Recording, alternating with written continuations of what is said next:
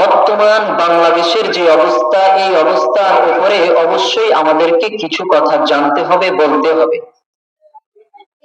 কেননা বর্তমানে বাংলাদেশের অবস্থা এত ভয়ানক পরিস্থিতির উপর দিয়ে যাচ্ছে, মুসলমান যদি একটু এই দিক সেই দিক চোখ দিয়ে দেয়, একটু এই টাকার দিকে ওই টাকার দিকে, দুনিয়ার ধনকে, দুনিয়ার ধন সম্পদের দিকে নিজের চোখটা দিয়ে দেয়, তাহলে এই বাংলাদেশ এমন ক্ষতির মধ্যে পড়বে, সামনে 50 বছরের মধ্যে ক্ষতি সাধন হবে কিনা আমাদের জানা নাই।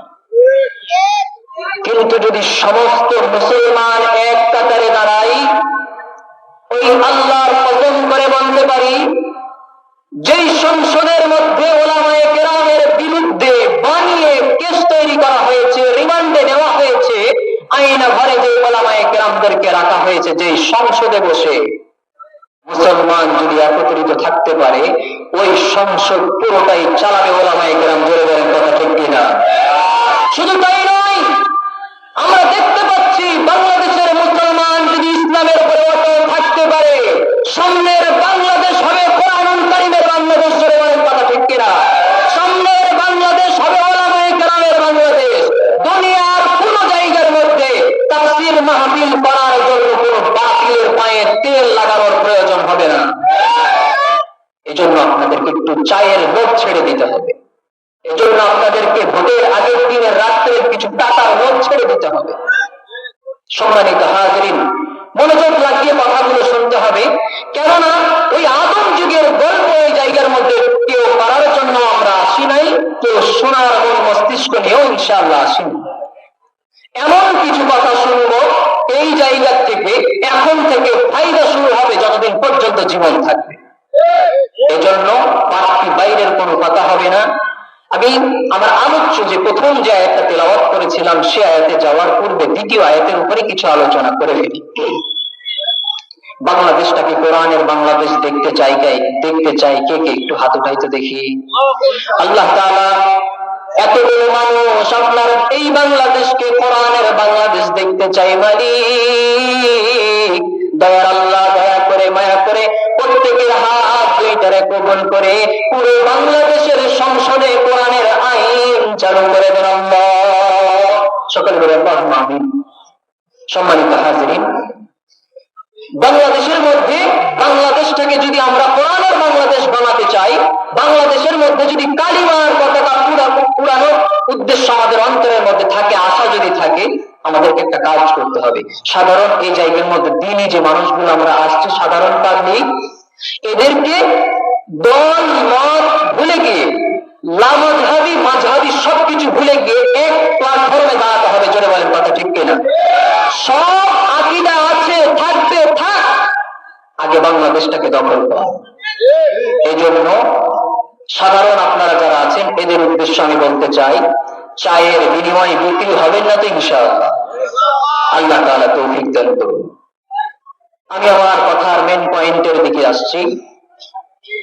এটা হলো আমাদের সাধারণ যারা, এদের করণীয় একটা বড় করণীয় আছে, সেটা হচ্ছে আমাদের যে মসজিদের মেম্বার গুলো আছে না, এই মসজিদের মেম্বার থেকে নিয়ে আমাদের ওলামায়ে কেরামদেরকে, আমাদের মসজিদের ইমামদেরকে, যেহেতু বর্তমানে আমাদেরকে সবাই নিজ নিজ দিকে ডাকতেছে, আর সবাই একটা দাবি করতেছে কি, আমার ভাইয়ের চরিত্র ফুলের মতো পবিত্র। এই চরিত্র সবার ফুলের মতো পবিত্র। এখন আমি এতগুলো ফুলের মতো চরিত্রের মধ্যে থেকে কোন চরিত্রটাকে বেছে নেব নিজের জন্য? এইটা কি সাধারণ মানুষ সহজে বুঝবে? বুঝবে না। ওলামায়ে কেরাম মসজিদের মেম্বার থেকে এই কথাগুলোকে ওলামায়ে কেরামদেরকে, ইমামদেরকে সুন্দর করে কোরআন এবং হাদিসের আলোকে বুঝাইয়া দিতে হবে। এখন বলতে পারেন, হুজুর মেম্বার থেকে কেন বুঝাতে হবে? যদি এই কথা বুঝে না আসে, তাহলে আমার কথার উত্তর দেন। এই জায়গার মধ্যে যতজন ব্যক্তি বসে আছেন, কয়জন ব্যক্তি জানেন সুদ হারাম? সবাই জানেন না? সুদ হারাম, নেশা হারাম, জুয়া হারাম, জেনা হারাম, গীবত হারাম, চগলখড়ি হারাম, সবাই জানি। কয়জন আমরা নিজে কোরআন খুলে, নিজে তাফসীর খুলে, নিজে রাসূলের হাদিস খুলে কয়জন দেখে হারাম জানি? 80% মানুষ এই জায়গার মধ্যে আছে যারা নিজে কোরআন খুলে, হাদিস খুলে এগুলো হারাম এইটা জানে না। ওরা জানলো কোথা থেকে? ওরা জানলো ওই মসজিদের মেম্বার থেকে, যে মসজিদের মেম্বারে জুমার দিনে ইমাম সাহেব বলেছিলেন, শুনুন, মুসলমানের জন্য জুয়া খেলা হারাম, মুসলমানের সন্তানের জন্য নেশা করা হারাম, মুসলমানের সন্তানের জন্য সুদ খাওয়া হারাম, মুসলমানের সন্তানের জন্য দাড়ি ছাঁটা হারাম। সেই যে শুনেছি, যতদিন পর্যন্ত জীবন থাকবে, বলেন তো দেখি, ওই শোনার উপরে কেউ যদি বলতে আসে সুদ হালাল, ওর এক একটা দাঁত থাকবে?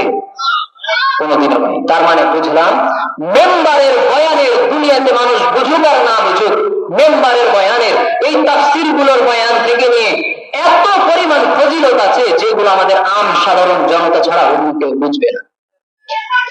তাহলে আসুন, ইমাম সাহেব আমাদেরকে কি বুঝাবে? ইমাম সাহেব আমাদেরকে বুঝাবে, বর্তমানে যেহেতু সবাই দাবি করতেছে পোস্টার লাগাবে, পোস্টার লাগাইতেছে, মাইকিং করবে, মিছিল করবে, একটা কথা সবাই বলবে, সেটা হচ্ছে আমার ভাইয়ের চরিত্র ফুলের মতো পবিত্র। এই আলাম শুনলে আমি বলি, তোমার ভাইয়ের চরিত্র ফুলের মতো পবিত্র, তোমার ভাই তো নামাজ পড়ে না, এক ওয়াক্ত চাঁদা উঠায় 5 ওয়াক্ত। আরে বলেন না কথা, ঠিক কিনা?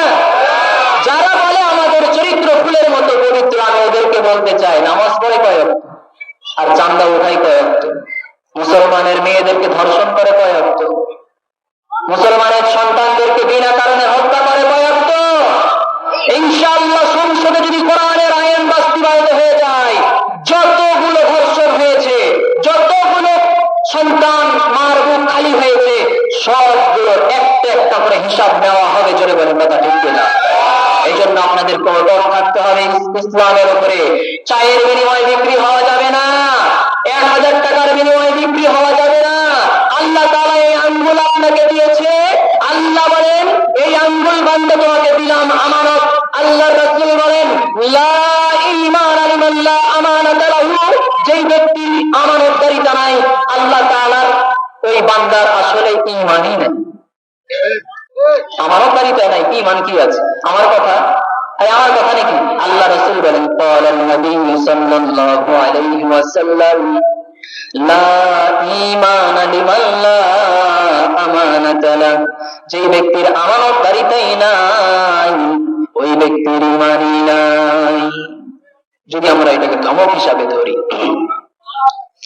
এখন আপনি আসেন, সময় স্বল্পতার কারণে অল্প সময়ে আজকে আপনাদেরকে এত সুন্দর একটা ম্যাপ দিয়ে দিব, যে ম্যাপটা সামনে রাখবেন, কে হক কে বাতিল, কাকে আঙ্গুলের সই দেওয়া যাবে, কার পিছনে দৌড়ানো যাবে, আজকের এই মাহফিল থেকে ক্লিয়ার হয়ে যাবে ইনশাআল্লাহ। সবাই মনোযোগ দিবেন তো ইনশাআল্লাহ? কোন সমস্যা আছে নাকি? কোরআন থেকে কথা বলবো, কোনো সমস্যা আছে নাকি? ওই যুগ শেষ, ওই ফেরাউনের যুগ শেষ, এবার মুহাম্মদুর রাসূলুল্লাহর বাংলাদেশ। জোরে বলার কথা, ঠিক কিনা?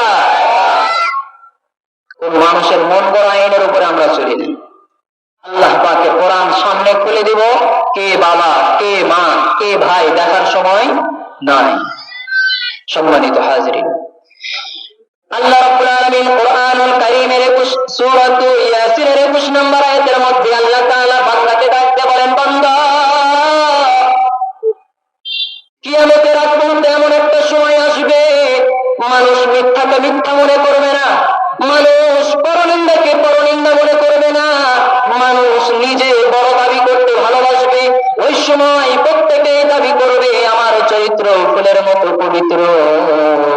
ওই সময় বান্দা তুমি কোন চরিত্রটাকে তোমার জন্য গ্রহণ করবা? আল্লাহ তাআলা সুন্দর করে বুঝিয়ে দিচ্ছেন। রব্বে কারীম ডাক দিয়ে বলেন, ইত্তাবিউ মান লা ইয়াসআলুকুম আজরান ওয়া হুম মুহতাদুন। আল্লাহ রাব্বুল আলামিন বলেন, ইত্তাবিউ, তোমরা অনুসরণ করো, মান, ওই ব্যক্তিকে, লা ইয়াসআলুকুম আজরা, যে ব্যক্তি তোমাদেরকে আল্লাহর দিকে ডাকে কিন্তু কোনো বিনিময় চায় না। এখন এই কথা শোনার পরে সব দলগুলো বলবে, হুজুর আপনি তো এতক্ষণ যেই কথা বললেন, এই আসলে এই আয়াতটা তো আমাদের জন্যই দরকার ছিল, কারণ আমরা ভোটের রাত্রে মানুষের কাছে ভোট চাইতে যাই, কারোর থেকে কোনো টাকা চাই না, বরং যে ভোট দিবে না মনে হয় তার পকেটের মধ্যে জোর করে টাকা ভরে দিই, তাই না? এরকম তাহলে তো আয়াত পেয়ে গেল ওরা, ইত্তাবিউ অনুসরণ করো, মান ওই ব্যক্তিকে, লা ইয়াসআলুকুম আজরা, যে ব্যক্তি তোমাদেরকে আল্লাহর দিকে ডাকে, নিজের দিকে ডাকবে কিন্তু কোনো প্রকার বিনিময় চাই না। বলেন তো আমাদেরকে যারা ডাকে আমার দিকে আসো আমার দিকে আসো, ওরা কেউ বিনিময় চায় নাকি জোর করে বিনিময় দেয়? আরে ভাই জোর করেতে দেয়। আমাদের চাপায়ের ভাষাতে ওরা মনে মনে কি বলে জানেন? 500 টাকা দিলাম খাস, আর চেয়ারম্যান হওয়ার পর হাড় বাড়ি যাস।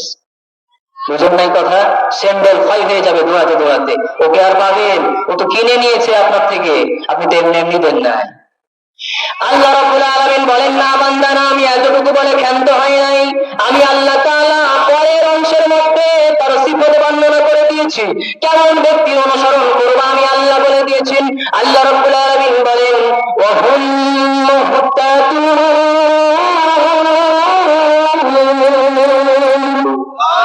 আল্লাহ তাআলা বলেন ওই ব্যক্তির অনুসরণ করো যে বিনিময় চাই না, তোমাকে তার দিকে ডাকে, তোমাকে আল্লাহর দিকে ডাকে, কিন্তু একটা মাত্র শর্ত হতে হবে, ওই ব্যক্তিটা হেদায়েত প্রাপ্ত একজন ব্যক্তি হতে হবে। কি প্রাপ্ত? হেদায়েত প্রাপ্ত ব্যক্তি হবে। এখন বলতে পারেন হুজুর হেদায়েত প্রাপ্ত, এখন তো সবাই দাবি করে যে আমরাই হেদায়েত প্রাপ্ত, হুজুর যে বলেছেন হেদায়েত প্রাপ্ত, যদিও আমার মুখে দাড়ি নাই, যদি আমি 5 ওয়াক্ত নামাজে মসজিদে যেতে পারি না, কিন্তু আমার ঈমানের অবস্থা কঠিন, আমি হেদায়েত প্রাপ্ত, আপনার কাছে বলবে কিনা আল্লাহ তাআলা এটাও জানতেন। এই জন্য রব্বে কারীম কোরআনুল কারীমের 2 নম্বর সূরা সূরাতুল বাকারার 3 নম্বর এবং 4 নম্বর আয়াতের মধ্যে আল্লাহ তাআলা হেদায়েত প্রাপ্ত ব্যক্তি কারা তার 6টা গুণ বর্ণনা করে দিয়েছেন। বলেন কয়টা গুণ? একটা একটা করে 6টা গুণ আমরা শুনে নিই।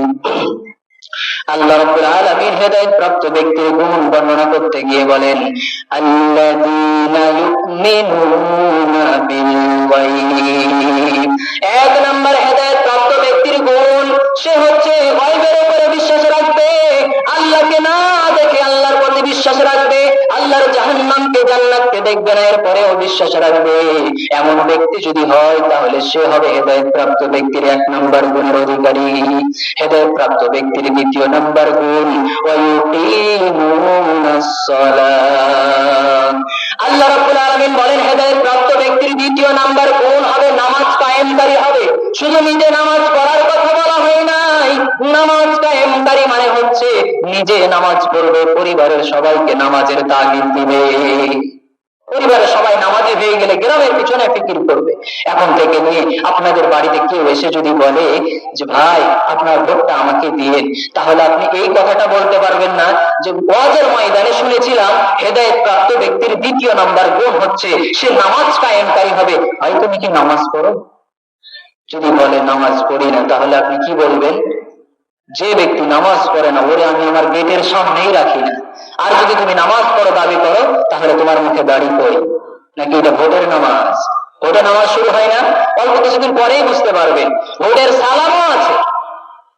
ড্রাইভারকে বলে দিয়েছে যেখানে মানুষ দেখবি সেখানে গাড়ি ব্রেক করবি, ওখানে সালাম দেওয়া লাগবে।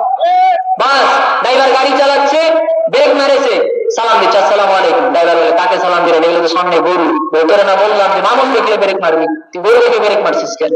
বুঝেন নাই কথা? এটা হচ্ছে ভোটের সালাম, মানে ব্রেক মারলেই সালাম। সামনে গরু আছে না মানুষ আছে দেখার টাইম নাই, এই জন্য এটা কি ড্রাইভারের দোষ? গরু মেরে কি ড্রাইভার যাবে না? এই ভোটের সালাম, ভোটের নামাজ, এগুলো আমাদেরকে চিনতে হবে। তাছাড়া আমরা এমন এক জায়গার মধ্যে পতিত হব, ক্বালান নবী সাল্লাল্লাহু আলাইহি ওয়াসাল্লাম, রাসূল সাল্লাল্লাহু আলাইহি ওয়াসাল্লাম বলেন যে কোন মুমিন একই গর্তের মধ্যে 2 বার দংশিত হয় না। লা ইউনদাবুল মুমিনু মিন জুহরি ওয়াহিদিন মাররাতাইন। একজন মুমিন একবার ভুল করতে পারে, একবার মানুষের পিছনে ভুল করে দৌড়াইতে পারে, একবার ছাকা খাওয়ার পরে এমন চেনা চিনবে বাতিলের জম হয়ে যাবে। জোরে বলেন কথা ঠিক কিনা? এজন্য বাতিলের জম হতে হবে আমাদেরকে। হেদায়েত প্রাপ্ত ব্যক্তির 2 নম্বর গুণ, আল্লাহ রাব্বুল আলামিন বলেন ওয়া মিম্মা রাযাকনাহুম ইউনফিকুন। একরকম করে রাখেন, একটু ইগোটা বাড়িয়ে রাখেন বাস। হেদায়েতপ্রাপ্ত ব্যক্তির তৃতীয় নাম্বার গুণ হচ্ছে তারা আল্লাহর রাস্তার মধ্যে গরিব দুঃখীকে বেশি বেশি বেশি বেশি দান সদকা করবে। কিন্তু আমরা যতবার যাদেরকে ক্ষমতা দিয়েছি, আমরা একটা জিনিস ভালো করে দেখেছি, গরিবের জন্য গম আসছে, গম কই গম নাই, গরিবের জন্য কম্বল আসছে, কম্বল নাই, কম্বল খুঁজতে খুঁজতে গিয়ে কম্বল পাইলাম পানির নিচে বান্ডিল বান্দিয়া ডুবিয়ে রাখছে, ব্যবহার করার হজম করার শক্তি হয় নাই। গরিবের জন্য তেল আসছে, তেল কই, তেল খুঁজলাম, তেল খুঁজতে খুঁজতে সাংবাদিক বের করলো বাড়ির মধ্যে তেল রাখার জায়গা নাই, খাটের নিচে তেল লুকায়া রাখছে। এজন্য মনে হইলে দ্বিতীয়বার বঞ্চিত হয় না। হেদায়েতপ্রাপ্ত ব্যক্তির চতুর্থ নাম্বার গুণ আল্লাহ রাব্বুল আলামিন সূরাতুল বাকারার ৪র্থ নাম্বার আয়াতের মধ্যে বলেন, ওয়াল্লাযীনা ইউমিনুনা বিমা উনজিলা ইলাইহি, ও রাসূল আপনার প্রতি আমি আল্লাহ যাহা কিছু অবতীর্ণ করেছি। হেদায়েতপ্রাপ্ত ব্যক্তির চতুর্থ নাম্বার গুণ হচ্ছে রাসূলের প্রতি যাহা কিছু অবতীর্ণ হয়েছে সবাই তারা নির্দ্বিধায় গ্রহণ করে নিবে। বলেন তো দেখি, রাসূলের প্রতি অবতীর্ণ হয়েছে কি? কোরআন। আর এই কোরআনের মধ্যে সুদকে হারাম বলা হয়েছে নাকি? আল্লাহ বলেন, ওয়া আহাল্লাল্লাহুল বাই'a ওয়া হারামার রিবা। যদি আপনি রাসূলের প্রতি যাহা কিছু অবতীর্ণ হয়েছে, আপনি কেন সুদের মধ্যে আছেন? রাসূলের প্রতি যাহা কিছু অবতীর্ণ হয়েছে মানে কোরআন অবতীর্ণ হয়েছে, আপনি কোরআনকে বিশ্বাস করেন, তাহলে নামাজ পড়েন না কেন? আপনি কোরআনকে বিশ্বাস করেন, নেশা করেন কেন? আপনি কোরআনকে বিশ্বাস করে গীবত করেন কেন? অথচ কোরআনের মধ্যে এগুলো তো সুস্পষ্ট ভাবে হারাম ঘোষণা দেওয়া হয়েছে। হেদায়েতপ্রাপ্ত ব্যক্তির পঞ্চম নাম্বার গুণটা কি? হেদায়েতপ্রাপ্ত ব্যক্তির পঞ্চম নাম্বার গুণ হচ্ছে যে আল্লাহ রাসূলের পূর্বে যতগুলো নবী ছিল, ওনাদের উপরে যত কিতাব অবতীর্ণ হয়েছে সবগুলোর উপরেই তারা ঈমান আনবে, বিশ্বাস রাখবে। সকলে একটু জিকির করি, লা ইলাহা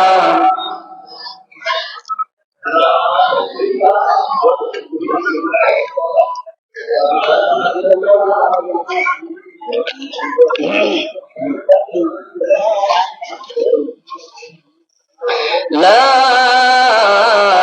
ইলাহা ইল্লাল্লাহু মুহাম্মাদুর রাসূলুল্লাহ। সকলে বলি সাল্লাল্লাহু আলাইহি ওয়াসাল্লাম। সম্মানিত হাজরিন, হেদায়েতপ্রাপ্ত ব্যক্তির আলোচনা চলতেছিল, নাম্বার ছিল ৫। ৫ নাম্বার কি পেয়েছিলাম? রাসূলের পূর্বে যতজন নবী ছিল সবার প্রতি বিশ্বাস, সব তাদের উপরে যে কিতাবগুলো অবতীর্ণ হয়েছে সবগুলোর প্রতি ঈমান রাখতে হবে। হেদায়েতপ্রাপ্ত ব্যক্তির ৬ নাম্বার গুণ হচ্ছে ওয়াবিল আখিরাতি হুম ইউকিনুন। হেদায়েতপ্রাপ্ত ব্যক্তির ৬ নাম্বার গুণ আখিরাতের প্রতি পরিপূর্ণ বিশ্বাস থাকবে। আখিরাতের ভয়ে তারা আল্লাহর কাছে তাহাজ্জুদের নামাজে উঠে কান্না করবে। আখিরাতের প্রতি তারা ইশারের নামাজ না পড়ে ঘুমাতে পারবে না। আখিরাতের প্রতি এমন ভয় থাকবে, গরিবের জন্য আসা গমগুলো, গরিবের জন্য আসা কম্বলগুলো, গরিবের জন্য আসা টাকা পয়সা গুলোকে তারা কখনোই জীবনে কোনোদিন নিজের পেটে ঢোকাতে পারবে না। যদি আখিরাতের প্রতি আমাদের নেতাদের বিশ্বাস থাকবে, তাহলে বাংলাদেশকে ভাঙ্গিয়া বাংলাদেশের টাকা পাচার করিয়া কেন বিদেশে বাড়ি বানাইবে? তার মানে বোঝা গেল আখিরাতে যে হিসাব হবে, ধরা হবে, এগুলোর প্রতি তাদের ঈমান নাই। মুখে বলে তাই। এখন বলতে পারেন, অনেকে আবার বলতে পারেন, হুজুর আপনি যে ৬টা গুণের কথা বললেন, আপনি নিজে বানাইয়া কি হেদায়েতপ্রাপ্ত গুণ লাগাইয়া দিলেন নাকি? না, আল্লাহ রাব্বুল আলামিন কোরআনুল কারীমের ২য় নম্বর